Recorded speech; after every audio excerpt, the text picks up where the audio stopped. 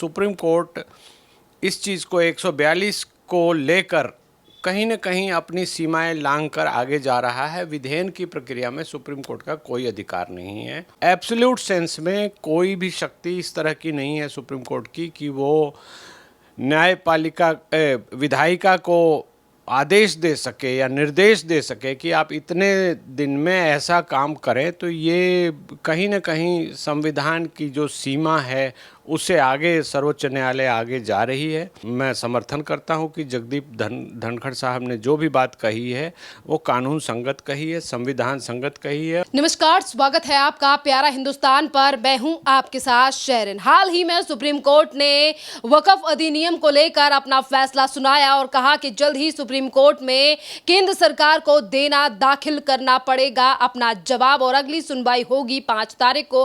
पर ये जो तमाम फैसले सुनाए गए सुप्रीम कोर्ट के द्वारा, जिस पर देश के उपराष्ट्रपति जगदीप धनखड़ ने सवाल उठाते हुए कहा कि हमने कभी नहीं इस बात की कल्पना की थी कि सुप्रीम कोर्ट भी कानून बनाएगा। और इसी के साथ भारतीय जनता पार्टी के एक और सांसद निशिकांत दुबे ने सवाल उठाते हुए कहा है कि अगर सुप्रीम कोर्ट को ही कानून बनाने हैं तो संसद भवन को बंद कर देना चाहिए। इसी पूरे मामले पर विस्तार से बात करते हैं। हमारे साथ मौजूद हैं सुप्रीम कोर्ट से ही एडवोकेट उमेश शर्मा जी। सर, क्या कहेंगे आप इस बयान पर, जिस तरीके से देश के उपराष्ट्रपति ने सवाल उठा दिया सुप्रीम कोर्ट के जजमेंट पर और उन्होंने कहा है कि इस दिन की कभी कल्पना नहीं की थी कि सुप्रीम कोर्ट कानून बनाएगा। देखिए, ये बात जो उन्होंने कही है उसका कंटेक्स्ट बिल्कुल सही है और हमारे संविधान में कानून बनाने का काम संसद को दिया गया है। वो कानून संविधान संगत है या नहीं है ये देखना सुप्रीम कोर्ट का काम है, हाई कोर्ट का भी काम है, लेकिन सुप्रीम कोर्ट का काम है। और ऐसा हुआ है कि तमिलनाडु के केस में गवर्नर जो उन बिल्स को लेकर बैठे रहे तो उसके विरुद्ध में तमिलनाडु सरकार ने यहाँ पिटीशन लगाई। तब सुप्रीम कोर्ट ने उसमें जो भी बोला वो बोला, लेकिन उसके साथ ये भी कहा कि ये बिल अब से लागू माने जाएंगे। इसका मतलब विधायन का काम सुप्रीम कोर्ट कर रही है। और वहाँ पर 142 जो आर्टिकल अनुच्छेद 142 है जो सुप्रीम कोर्ट को शक्तियाँ देता है कि वो कोई कोर्ट आदेश कुछ भी पारित कर सकती है, लेकिन वो शक्तियाँ तो ये नहीं देता कि आप विधायन कर सकते हैं। तो जगदीप धनखड़ साहब ने जो ये बात बोली है सेमिनार में, उन्होंने मंच से ये बात बोली है, वो खुद ही कानूनविद हैं और वो समझते हैं सारी बातों को, अच्छे खासे अधिवक्ता रहे हैं। उसके बाद अब एक संवैधानिक पद पर बैठे हैं, तो उन्होंने सोच समझकर ही कुछ बोला है। और ये कहीं ना कहीं ये दिखाता है कि सुप्रीम कोर्ट इस चीज़ को 142 को लेकर कहीं न कहीं अपनी सीमाएं लांघकर आगे जा रहा है। विधेयन की प्रक्रिया में सुप्रीम कोर्ट का कोई अधिकार नहीं है।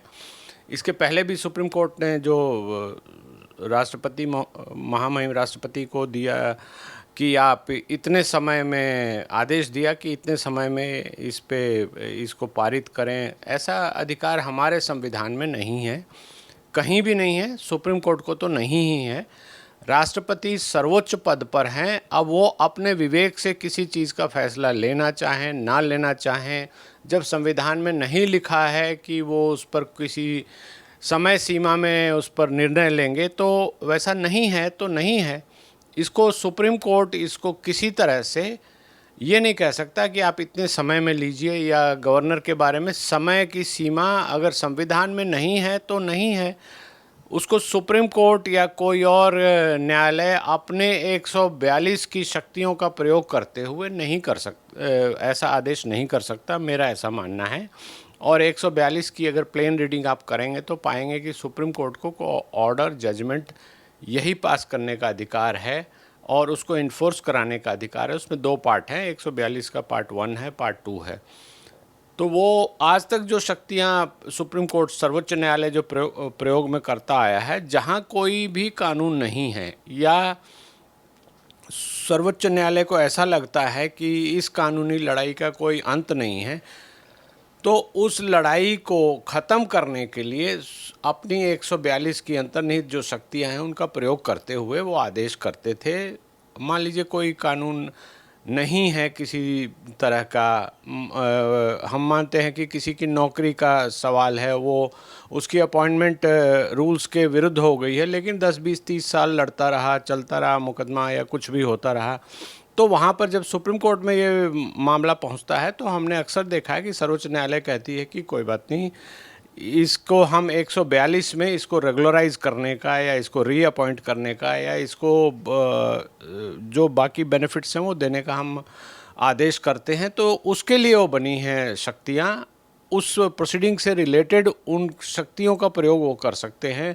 एब्सोल्यूट सेंस में कोई भी शक्ति इस तरह की नहीं है सुप्रीम कोर्ट की कि वो न्यायपालिका विधायिका को आदेश दे सके या निर्देश दे सके कि आप इतने दिन में ऐसा काम करें। तो ये कहीं ना कहीं संविधान की जो सीमा है उससे आगे सर्वोच्च न्यायालय आगे जा रही है। और मैं समर्थन करता हूं कि जगदीप धनखड़ साहब ने जो भी बात कही है वो कानून संगत कही है, संविधान संगत कही है। और विधायन की जो एंग्जाइटी है, जो चूँकि वो एक न्यायविद भी हैं और अभी विधायिका में बैठे हैं, वो देश के दूसरे सबसे महत्वपूर्ण पद पर बैठे, उपराष्ट्रपति हैं और राज्यसभा के सभापति भी हैं। तो विधायन का सीधा उनसे वास्ता होता है। विधायन की प्रक्रिया, विधायन में क्या क्या चीज़ें हैं, क्या क्या कर सकते हैं, क्या क्या नहीं कर सकते हैं, उनके पास न्यायपालिका का अनुभव पहले से ही है। वो पहले से कानूनविद रहे हैं, तो कानूनी बातें खासकर सुप्रीम कोर्ट के सारे दाव पेच वो जानते हैं। तो उन्होंने अगर कहा है तो काफ़ी सोच समझकर कहा है और इस पर सबको गौर करना चाहिए कि ऐसी शक्तियां सर्वोच्च न्यायालय के पास नहीं हैं। अगर इस तरह से सर्वोच्च न्यायालय करे तो फिर ये वही पोजीशन आ जाएगी जब पहले शाहबानो के केस में या उसके पहले भी जब केशवानंदन भारती के केस में ऐसा एक कन्फ्रंट्रेशन का माहौल बन गया था कि विधायिका से सुप्रीम कोर्ट लड़ने को तैयार था कि हम सर्वोच्च हैं, तो विधायिका कहती है हम सर्वोच्च हैं। ये सेपरेशन ऑफ पावर का सवाल है और हमारे संविधान में इस संविधान निर्माताओं ने इन चीज़ों को बहुत सोच समझकर बनाया है और पिछले 70 साल से ये निर्विवाद रूप से चल भी रहा है। तो इसमें मुझे नहीं लगता कि इसका अब विवाद करके या इन बातों में विपक्ष के पिटिशंस लगाकर या विपक्ष के ओर से जो ऑर्डर हो रहे हैं उसमें सुप्रीम कोर्ट को कुछ भी कहे ये गलत है। और मुझे लगता है कि इन शक्तियों का प्रयोग सुप्रीम कोर्ट को इस मौके पर, इस टाइमिंग पर, इन केसेस में नहीं करना चाहिए। ये कहीं ना कहीं जो विधायन की सीमा है उसको लांघ रहे हैं और सर्वोच्च न्यायालय की जो शक्तियां दी गई हैं 142 से लेकर 145 तक में शक्तियां हैं, तो उन शक्तियों का कहीं ना कहीं उल्लंघन सर्वोच्च न्यायालय कर रहा है। और ऐसा मुझे लगता है कि ये एक कन्फ्रंट्रेशन की पोजीशन हो जाएगी जिसको कि हमारी संविधान निर्माताओं ने इस चीज़ की कभी कल्पना नहीं की थी। अगर सर्वोच्च न्यायालय इस तरह का कुछ करना चाहता है तो ये बहुत ही मुश्किल हमारे प्रजातंत्र के लिए होगा और कहीं ना कहीं ये सीमा तय होनी ही पड़ेगी। जनता इस चीज़ को देख रही है, लेकिन जनता का न्यायपालिका में डायरेक्ट रोल कोई भी नहीं होता है। विधायिका को जनता चुनती है और उनको सर्वसम्मति से चुनकर उनको मेजॉरिटी के साथ संसद में बिठाया जाता है। तो जो उनकी एंग्जाइटी है उसको कहीं ना कहीं इस चीज़ को सुप्रीम कोर्ट को समझना पड़ेगा, देखना पड़ेगा कि ये ऐसा क्यों हो रहा है और अपने कदम पीछे भी लेने पड़ेंगे। मुझे ऐसा लगता है कि ये होना चाहिए। एक तरफ वक्फ अधिनियम को लेकर लगातार सुप्रीम कोर्ट में सुनवाई चल रही है, केंद्र सरकार को जवाब दाखिल करने का समय भी दिया गया है। वहीं दूसरी तरफ इसी सुप्रीम कोर्ट ने इस पर सवाल क्यों नहीं उठाया सर कि जिस तरीके से एक तरफ मामला कोर्ट में है उसके बावजूद भी सड़क घेरने की बात की जा रही है, पश्चिम बंगाल जैसे राज्य में लगातार हिंसा हो रही है, इन पर सवाल क्यों नहीं? देखिए, इन पर सवाल बिल्कुल उठना चाहिए, एकदम जायज़ बात है। और सुप्रीम कोर्ट ने अभी भारत सरकार को ये कहा है कि 7 दिन के अंदर अपना जवाब दें और जो पिटिशनर पार्टी है उसके बाद उसके रिजॉइंडर भी दे सकती है। बहुत सारी पिटिशंस फाइल हुई हैं, सबको क्लब कर दिया गया है और भारत सरकार ने स्वेच्छा से आगे बढ़कर कहा कि हम जब तक ये लंबित है मामला, हम अपनी ओर से ऐसा नहीं करेंगे, प्रॉपर्टीज़ को डी नोटिफाई नहीं करेंगे, हम सेंट्रल वक्फ बोर्ड में काउंसिल में लोगों को नॉमिनेट, नॉन मुस्लिम्स को नॉमिनेट नहीं करेंगे। तो ये अच्छाई जो दूसरी जगह जो हिंसा हो रही है, वक्फ की आड़ में जो हिंदुओं को सताया जा रहा है या सरकारी संपत्ति को जलाया जा रहा है, तोड़ा जा रहा है, आगजनी की जा रही है, तो सुप्रीम कोर्ट को आगे बढ़कर ये कहना चाहिए कि ऐसे लोगों को भी इस पर ऐसी कार्रवाई नहीं करनी चाहिए, इस पर भी रोक लगानी चाहिए। और बल्कि चूँकि दिखाई दे रहा है कि वेस्ट बंगाल में ऐसा बार बार ममता बनर्जी की सरकार करती है, तो सुप्रीम कोर्ट को कहीं ना कहीं रोक लगाना चाहिए, उनकी जिम्मेवारी फिक्स करनी चाहिए कि अगर आपके यहाँ आगजनी या हिंसा हुई और लोगों को सताया गया या लोगों को, जनता को भगाया गया, तो हम इस पर एक गंभीर रवैया अपनाएंगे। और ये कहीं ना कहीं सुप्रीम कोर्ट को ये कहना चाहिए, दोनों पार्टियों को बैलेंस करते हुए, दोनों मुद्दों को बैलेंस करते हुए ऐसा करना चाहिए था। ये पता नहीं क्यों किया गया है। हो सकता है कि आगे चलकर जब ये विषय आगे बढ़े तो उसमें भी ये सुप्रीम कोर्ट कहे, और मुझे लगता है कि ये कहना भी चाहिए, ताकि जो अराजकता फैल रही है, जो बंगाल में जो उठापटक कर रहे हैं, उसको, उस पर जाकर रोक लगे। सर, इसी के साथ अभी आपने कहा है कि अभी सुप्रीम कोर्ट की तरफ से कहा गया है कि जब तक मामला कोर्ट में है, केंद्र सरकार कोई भी नियुक्ति वक्फ में ना करे। सवाल लगातार अब जनता की तरफ से ये भी उठ रहे हैं कि जब तक मामला कोर्ट में है, जब तक वक्फ भी जिस तरीके से तमाम लोग और तमाम जमीनों के ऊपर अपना हक बता रहा है, क्या इस पर भी रोक लगेगी? क्योंकि पिछले ही दिनों एक मामला तमिलनाडु से फिर एक बार सामने आया, जहां पर 50 से 60 परिवारों की जमीनों पर वक्फ बोर्ड ने अपना क्लेम कर दिया, जबकि मामला सुप्रीम कोर्ट में है। एक तरफ सुप्रीम कोर्ट में केंद्र सरकार के द्वारा लाए गए कानून पर रोक लगा दी जाती है, कहा जाता है कि जब तक मामला कोर्ट में है तब तक नियुक्ति ना की जाए, पर जो वक्फ के द्वारा लोगों की जमीनों पर क्लेम किया जा रहा है, क्या इस पर रोक लगेगी?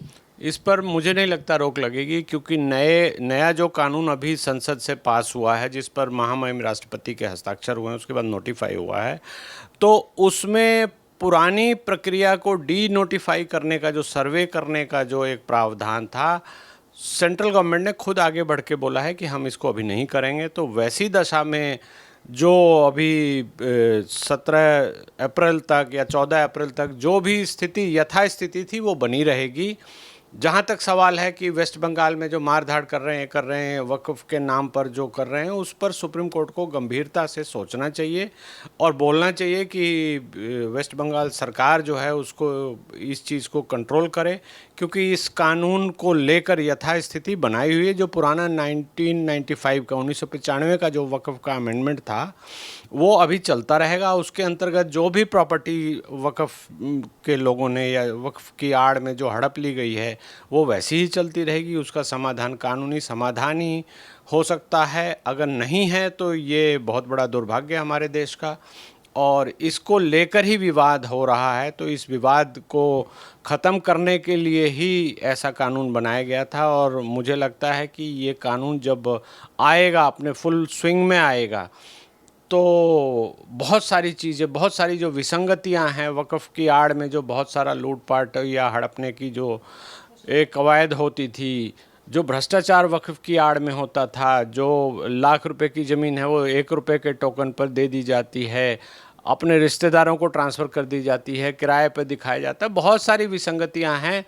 और वक्फ जो मूल रूप से वक्फ की कंसेप्ट है कि गरीब और बेसहारा लोगों को मदद वक्फ की किसी संपत्ति से नहीं हो पा रही है। जो भी मुसलमान गरीब और हेल्पलेस हैं, बेसहाय हैं, उनको इससे मदद मिलनी चाहिए थी। इसीलिए वक्फ की परंपरा है, और उसका कहीं ना कहीं गलत उपयोग पहले के सरकारों ने इस तरह की छूट दी थी कि जिसके कारण गलत उपयोग हो रहा था। अभी सरकार ने उसको सही करने की कोशिश की है कि जिनके लिए वक्फ बना है उनको कम से कम फ़ायदा पहुँचे। जो असहाय लोग हैं, जो गरीब हैं, जिनको कहीं से कोई सहायता नहीं मिलती, उनको फ़ायदा मिले। तो उसको लेकर जो लोग अभी बैठे हैं, जो भी मुतावलीस बैठे हैं, जो भी लोग हैं, आप पिटिशंस को गौर से देखेंगे, जो अभी सुप्रीम कोर्ट गए हैं जो भी लोग, वो सब कहीं ना कहीं वक्फ से फ़ायदे लेने वाले लोग हैं। बहुत बड़ा फ़ायदा उन्होंने उठाया है, और कहीं ना कहीं ये गुंडागर्दी चलाने की कोशिश हो रही है।